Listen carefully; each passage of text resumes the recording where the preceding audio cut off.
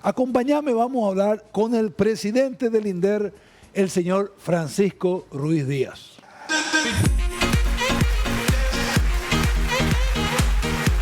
Presidente, ¿cómo está? Bienvenido, feliz año para usted también. ¿Cómo le va? Bien. Qué alegría en este 2025, 2 de enero. Sí, así es, Salim. Bueno, buenos días. Un saludo para vos, Diego, Claudia, Luana. Gracias. Un gusto poder estar acá. Feliz año nuevo a ustedes y feliz año nuevo también a todos los televidentes. Gracias, gracias. Tenemos la esperanza que va a ser un gran año. Podemos poner un poquito, hacer un marco conceptual del INDER para aquellos televidentes, porque la audiencia se renueva, aquellos televidentes que tienen una noción vaga del INDER. ¿Qué es el INDER y dónde estamos hoy posicionados? Así es, Salim. Si tenemos tiempo, me gustaría un poquitito contextualizarle en la historia a la gente, ¿verdad? Cuando termina la guerra del 70 en el Paraguay, el país había quedado devastado, las finanzas del Estado estaban bastante, digamos, reducidas, no había forma de reconstruir el país, y lo único que tenía Paraguay es, como justamente recién estaban diciendo, abundante tierra.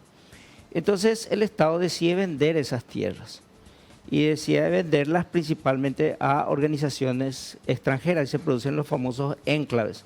Eso ya se había producido en Argentina y se traslada a Paraguay y aparecen las grandes corporaciones en ese momento, digamos, productos ya de una globalización. En ese entonces aparecen las corporaciones europeas con fuerte presencia en América. Y acá aparecen corporaciones principalmente inglesas, ¿verdad? Y empiezan a adquirir tierras. Y ese proceso de venta de tierras básicamente se produce teniendo que desocupar las tierras que estaban en ellas los campesinos en ese momento. Entonces, recordemos que cuando termina la guerra, el 98% de los inmuebles no estaban titulados, eran tierras públicas. Por eso es que el Estado también podía venderlas. Venía ya de la política del doctor Francia, pero tenían ocupaciones de campesinos paraguayos, los que habían sobrevivido a la guerra. Y en ese proceso de venta de tierras públicas, los campesinos son expulsados de las tierras. Y compran estas corporaciones inglesas que usted menciona, entonces como la Liebig, por ejemplo, en su tiempo, ¿verdad? Sí, aparece Lixa, aparece también incluso después en el Chaco Carlos Casado, aparece Barte, ¿verdad? Entonces se venden las tierras a las grandes corporaciones de ese entonces y los campesinos tienen que salir o quedarse a trabajar, digamos, en condiciones bastante desventajosas. O sea, hay un problema social histórico. Ese problema social histórico se intenta reparar con una ley que ocurre en 1917, que sería el primer antecedente de lo que sería la política de reforma agraria. A partir de 1917 comienzan a aprobarse un conjunto de normas, ¿verdad?, que le reformaban a la anterior. O sea, está la del 17, está la de 1936, 1940, que crea incluso el Instituto de la Reforma Agraria, el IRA. Después aparece el IBR y hoy día el INDER. Todo es con este fin de reparación, de devolverle al campesino el daño que se le causó en el proceso de venta de las tierras públicas, ¿verdad? Entonces, dice digamos, en todas las leyes se pueden notar elementos comunes como ser palabras como adecuar la estructura agraria, dice. O sea, que el campesino tenga acceso a la tierra con dos fines. Al inicio, en 1917 y hasta seguramente en 1940, el propósito era que el campesino se asiente en un pedazo de tierra y pueda subsistir con el resultado de su trabajo. O sea, era autosustento. Pero ya en lo que fue posteriormente la evolución del IBR, Instituto de Bienestar Rural, se empieza a hablar que la tierra tiene que facilitar el bienestar del campesinado. Por primera vez se vincula el bienestar a la posesión de la tierra, en la década de los 60, finales casi de los 60.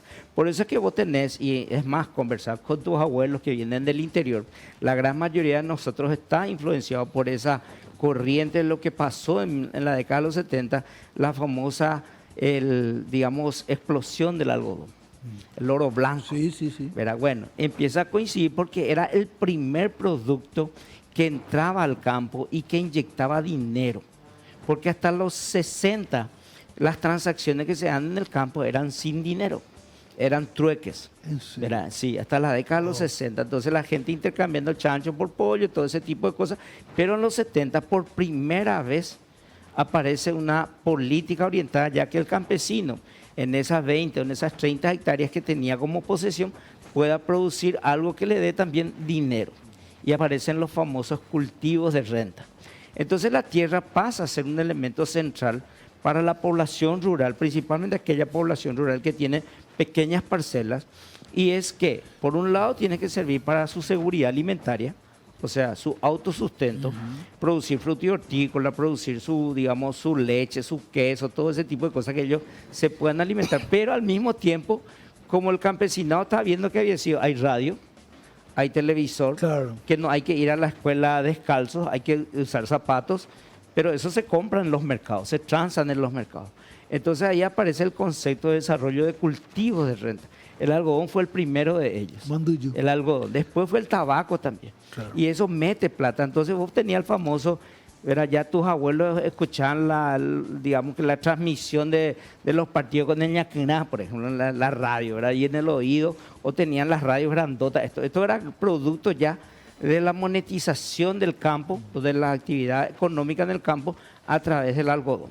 El capitalismo. Exacto. Y- El capitalismo en el sector rural, un buen concepto eso. Y con respecto a, qué buena explicación que nos dio, ¿cómo está hoy? Si se puede tener en términos grandes, entiendo que uno de los grandes objetivos del INDER, partiendo de la historia que nos contó, es devolverle su tierra de alguna manera Claro, histórica una al campesino. reivindicación histórica. Reivindicación Sí. histórica. ¿Cómo estamos hoy? ¿Cuántos campesinos hay sin tierra Bueno, aún? y- ¿Y cuántas tierras hay aún por repartir? Excelente pregunta, Salim, porque de ahí viene el segundo elemento, ¿verdad? Que tiene que ver con la modernización, el concepto de la modernidad rural. Porque ya no es más el hogar capií con el digamos que ya no ves más. Vos te vas al interior y salvo que sean lugares muy aislados con 50, 60 kilómetros de tierra adentro, verías un hogar capií. Pero vos hoy lo que ves es una casa de material, chilera enfrente, antena roja, Sí. ¿verdad? Tienen todo internet, ¿verdad? Entonces, viene el concepto ya de modernizar el campo, ¿verdad? Entonces, cuando viene, digamos que esta nueva oleada en la década de los 90, la segunda ola de globalización, porque la primera fue la de 1880 aproximadamente, donde vienen incluso estas corporaciones anglosajonas para producir carne principalmente y exportar a Europa. ¿Verdad? Ahora sufrimos la segunda oleada de la globalización. Y en esta segunda oleada de la globalización ya vienen todos estos elementos de la modernidad. La producción a escala, la radio, el auto, el televisor, los celulares. Y el campesino ve eso y quiere también. Entonces, ¿con qué se encuentra el campesino? Que había sido, ¿verdad? Para poder obtener ventajas de ese mundo moderno, él tiene que estar formalizado. No solamente él teniendo su cédula de identidad, no solamente sus hijos registrados plenamente en todos los, digamos, en todos los registros civiles, ¿verdad? No solamente él teniendo en orden sus cosas, sino también su tierra. Antes no importaba eso, en la década del 70 no importaba porque el problema se resolvía, el problema de no tener regularizada la tierra, se resolvía con un intermediario que aparecía entre el programa de financiamiento de los bancos, principalmente Banco de Fomento, y el agricultor. No te preocupes por la garantía que voy a dejar yo, voy a dejar la garantía en el banco, decía este intermediario, pero vos me decís que necesito semillas, necesito tubo matapicú, necesito esto, zapatos para mi hijo, un televisor a batería, ¿verdad? Y entonces el acopiador le llevaba.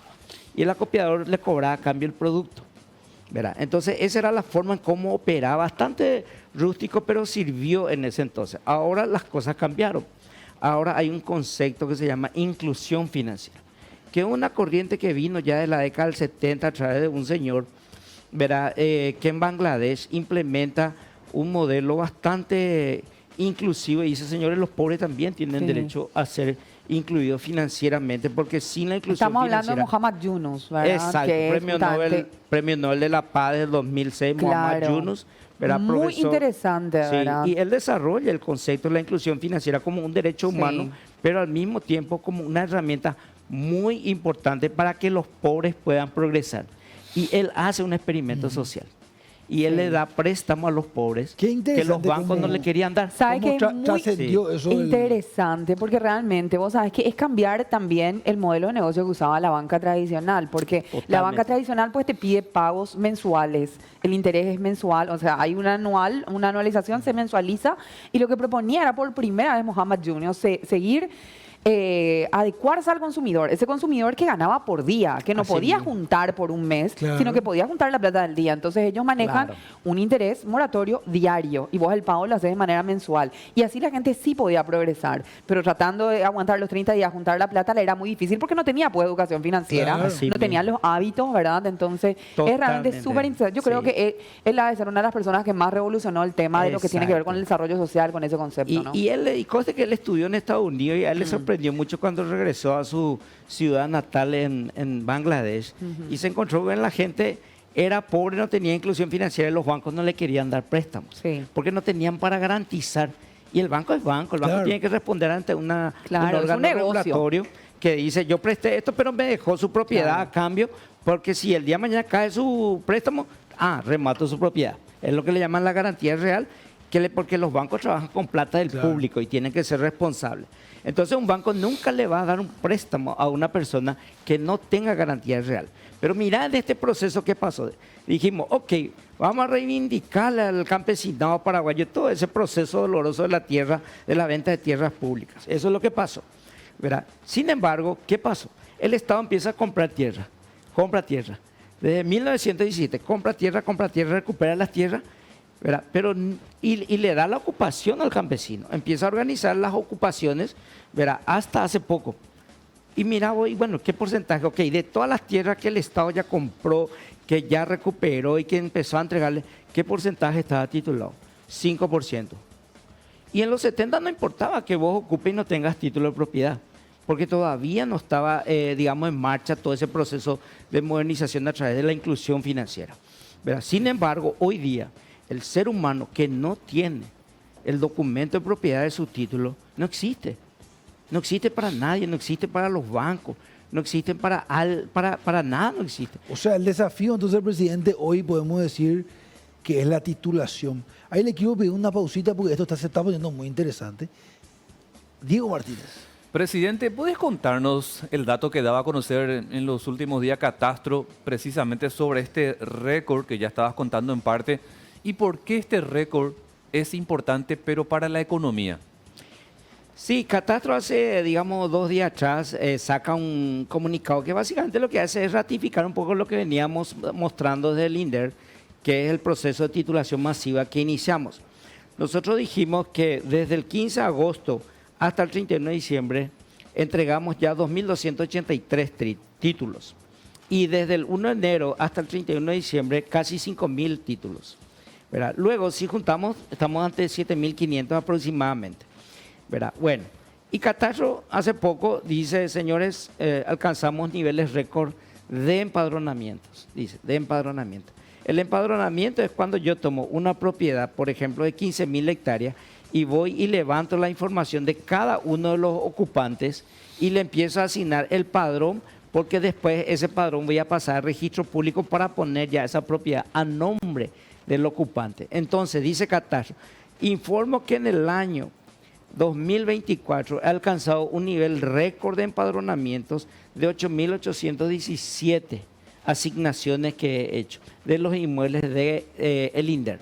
Entonces, ¿qué significa eso? Significa que seguramente gran parte de eso, el 50% ya se entregó este año, pero lo que, digamos, resta de ese casi 9.000 es lo que vamos a empezar a entregar ahora. De hecho, mañana tenemos una entrega en Arroyito. Qué interesante. ¿Verdad? Estamos llevando creo que más de 100 títulos de propiedad. O sea, el 3 de enero es una cosa que nunca antes había ocurrido, ¿verdad? Y la próxima semana tenemos otra entrega, tenemos casi más de 100 en otra, digamos, en otro municipio que estamos viendo para irnos a cada país. Pero hoy, en este momento, tenemos aproximadamente como unos 500 títulos para entregar, por ejemplo, en este mes. Otra consulta, y para lo que se prevé este 2025 en materia de titulación, ¿a qué apuntan en cuanto a números? Sí, nosotros cerramos el año 2023 con casi 5.000 títulos entregados, ¿verdad? Con casi 5.000. Nuestro plan estratégico institucional, el que habíamos preparado, Eso fue el 24. sí, el 2024, ¿verdad? Pero cuando el presidente Peña se había postulado, nosotros habíamos preparado todo este plan de gobierno. Hicimos un plan estratégico con proyecciones. Por ejemplo, pensábamos alcanzar del 15 de agosto al 31 de diciembre del 2023 1.000 títulos, pero alcanzamos 2.283. Del 1 de enero del 2024 al 31 de diciembre pensábamos alcanzar 3.500 títulos, ¿verdad? Y alcanzamos casi 5.000 títulos. Ahora, ¿qué esperamos para el 2025? Según nuestras proyecciones iniciales del plan estratégico, son 4.700 títulos, es la proyección para el 2024. Pero vamos a ser honestos, creemos que vamos a duplicar ese número. Esperamos duplicar ese número, ¿verdad? Y si miramos un por poco, el ritmo con el que estamos yendo. si miramos un poquito 2022, 2021, ¿de qué hablamos? ¿Cómo estaban las titulaciones 927 títulos por año. por año? O sea, estamos hablando Sí. de una diferencia. No, totalmente. La diferencia es increíble, Sí. ¿verdad? Un crecimiento muy importante. Sí, Pero, ¿y cómo hicieron ese crecimiento? ¿Reforzaron la cantidad de recursos humanos que se dedican a eso? ¿Se No, contrataron más escribanos? ¿Cómo se es hizo más, eso? cuando nosotros asumimos teníamos 6% menos de presupuesto que el año anterior. Ok. 6% menos. Y básicamente estamos manteniendo el mismo presupuesto, pero estamos obteniendo 500% más en relación al promedio anual histórico. ¿Pero por qué Espera. crees que es eso? Hay una mayor No, es que me gustaría saber, Sí. ¿verdad? Si estamos hablando de menos presupuesto, ¿verdad? Y pasamos casi de 1.000 a 5.000, ¿verdad? O sea, estamos con un crecimiento Yo creo que en un primer lugar era la 400% más, voluntad. ¿no?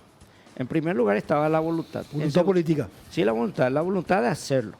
Porque es cuestión de ir, ¿verdad? Y ponerte a disposición de catastro, que es como hicimos, ponerte a disposición de los registros públicos y decir, señores, trabajemos de manera coordinada. Ujú. ¿Verdad? Increíblemente, si vos me preguntas, bueno, ¿a qué se debe esto? Y yo te puedo decir a 3 elementos importantes. Uno es la adopción de la metodología. Ujú. Adoptamos una metodología, consolidamos la metodología y Sí. respetamos la metodología que se llama el barrido predial masivo.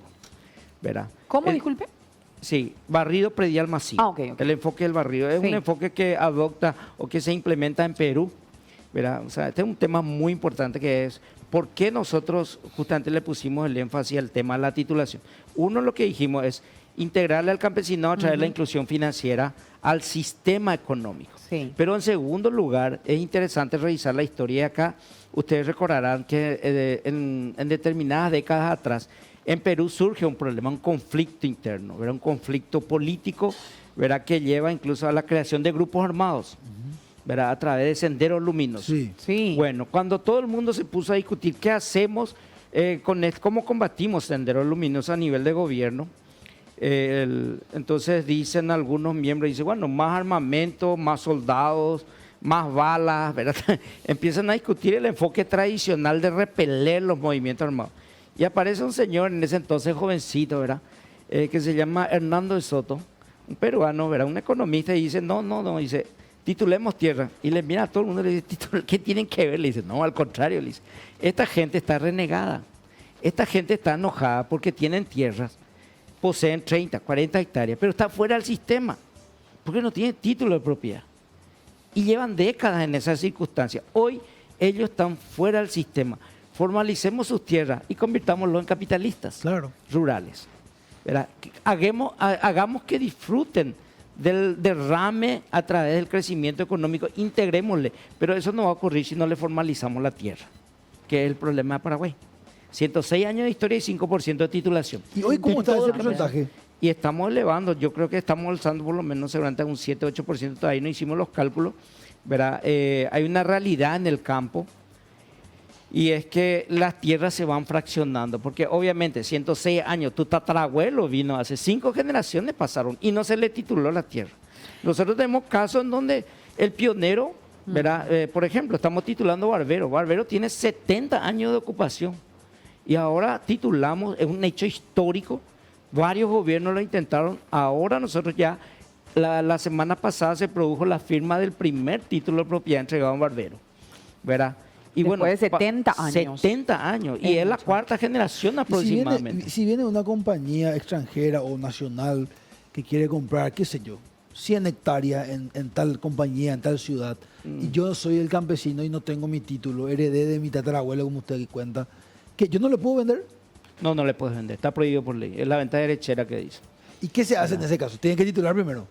Él tiene que titular y esperar 10 años, porque lo que dice es fomentar el arraigo, dice la ley. El arraigo, o sea, ¿para qué yo le entrego al campesino un pedazo de tierra? Primero, autosustento.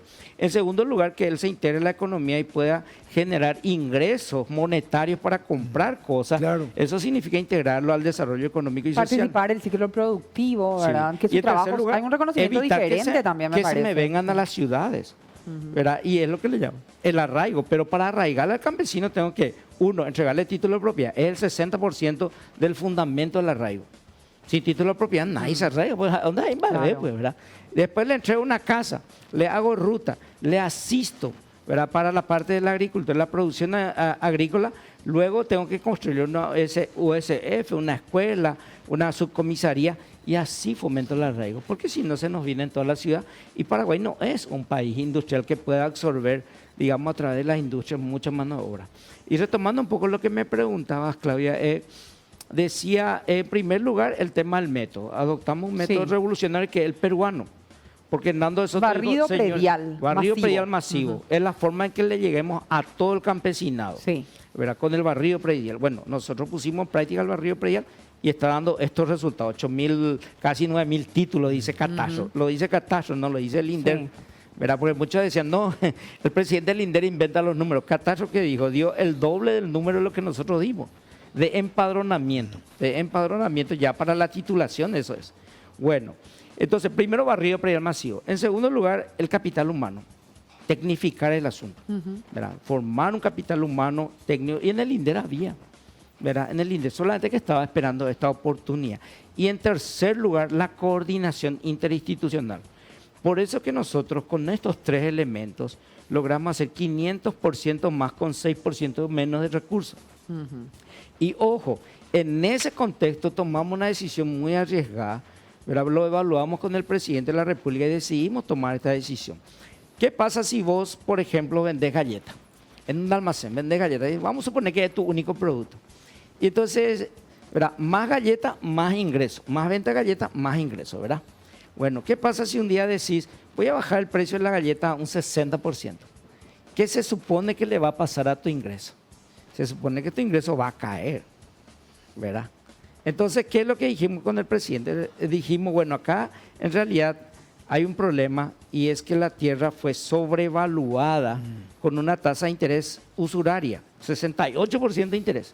O sea, yo te entregaba una tierra que costaba 100 y en realidad no te contaba vos que le recargaba un 12% sobre saldo que me da una tasa del 68%. Y además eso es una injusticia. Te doy un caso concreto, un pedazo de tierra en una colonia en Nueva Germania, para una mujer costaba 240 millones de guaraníes, unas 10 hectáreas, y para un varón costaba 180 millones de guaraníes. O sea, a la mujer le daba más caro la tierra que al hombre. Y en la Constitución Nacional y en el Estatuto Agrario decía que yo tenía que priorizar el acceso de la mujer a la tierra por la cuestión del empoderamiento femenino. ¿Verdad? Digamos, hay estudios que sostienen que cuando la mujer está empoderada con un título de propiedad, sus hijos tienen 20% más de consumo de calorías, 40% más de rendimiento escolar, mejores condiciones de salud y hay diversificación productiva. Y ahora justamente fuimos premiados entre 5 países del mundo, ¿verdad? Por las Naciones Unidas, el brazo, digamos, de la agricultura, que es la FAO. Nosotros, el INDER, fuimos premiados con una cooperación para llevar adelante un estudio interesante. Y es que hay tesis que sostienen que cuando un título de propiedad se le asigna a una mujer, la mujer cuida mejor el suelo. O sea, hay mayor sostenibilidad en materia productiva. Eso es un dato. Sí, entonces Qué en estos bueno. años, en los 2 siguientes años, vamos a llevar adelante este estudio con la FAO y fuimos seleccionados entre 5 países, 1 por continente. Paraguay es el único de América Latina y el INDER va a ejecutar esa cooperación. ¿Verdad? Qué interesante. Es una noticia que sería linda compartirla, difundirla sí, más, ¿verdad? sí. Sí, más que nada, Salín, también hay un punto ahí que tenemos que rescatar. Se habla mucho de este tema del empoderamiento femenino, pero los últimos datos del INE hablan también de que, ¿por qué es interesante? Porque las jefes de familia, ¿verdad? Un 48% son mujeres. Sí. así Entonces, mismo. realmente se le tiene que dar un enfoque diferente, ¿verdad? Totalmente. Esta penalización de la que estaba hablando el doctor, ¿verdad? El presidente del INDERT, es realmente grave incluso, ¿verdad? Sí. De 240 para una mujer, 180 para un hombre, cuando los datos te dicen que prácticamente están en una misma igualdad de condiciones, en el sentido de cuántas personas son jefes de familia de un Y hogar, ahí, por ¿no? ejemplo, bajamos, hoy ese inmueble que costaba 240 para la mujer, hoy baja a 140, porque decidimos eliminar la tasa de interés, 0% de interés para las mujeres y dejamos 4%, del 12 al 4% para los varones. Entonces, hoy sí verdaderamente se ejecuta la reforma parece agraria. muy interesante. Y mira lo que tenés, bajamos el precio de nuestros lotes en un promedio aproximadamente de 60%. De 240 que era para la mujer a 140, ¿verdad? Bajamos el precio del lote. ¿Y qué obtuvimos en contrapartida? Y estamos obteniendo recaudación récord, ¿verdad? Estamos llegando a más de 42.000 millones. Nunca antes se alcanzó 42.000 millones de recaudación en el cobro de las tierras. Y pasamos de un nivel de recaudación de 30.000 millones. En promedio se recaudaba 26.000 millones. Ahora 42.000 millones. O sea, bajando el precio de los lotes, ¿verdad? Entonces salimos de lo que le llamamos el círculo vicioso, donde no se titulaba porque no había recursos y no había recursos porque le cobraba un precio muy alto al campesinado, o sea, una trampa, ¿verdad? Y ahora, sin embargo, bajamos el precio, estamos entregando títulos, todo ese excedente, ese exceso de recaudación, lo revertimos nuevamente al proceso de titulación. Y bueno, y los campesinos se están acercando y pagando por sus lotes. Entonces, es una cosa muy interesante. Pusimos a prueba todos nuestros conocimientos teóricos, Seguro. ¿verdad? Con el presidente, y bueno, y efectivamente se está observando eso digamos, en materia de evidencia, ¿verdad? Qué buen augurio transmite su conocimiento. Se nota que usted está en el detalle, se nota que se preparó mucho tiempo para esto, ¿verdad? Recordemos que usted fue viceministro De Industria. hace Sí. poco tiempo, ¿verdad? Entonces conoce profundamente nuestro país, nuestra idiosincrasia, y bueno, a eso le suma el conocimiento teórico. Gracias, presidente. No, muchísimas gracias a vos, Alín, bueno, y a toda la mesa y a los televidentes. Y gracias por la paciencia, porque creo que me extendí un poco No, más. estuvo excelente. Gracias y le Estamos esperamos siempre a pronto. disposición. Gran 2025.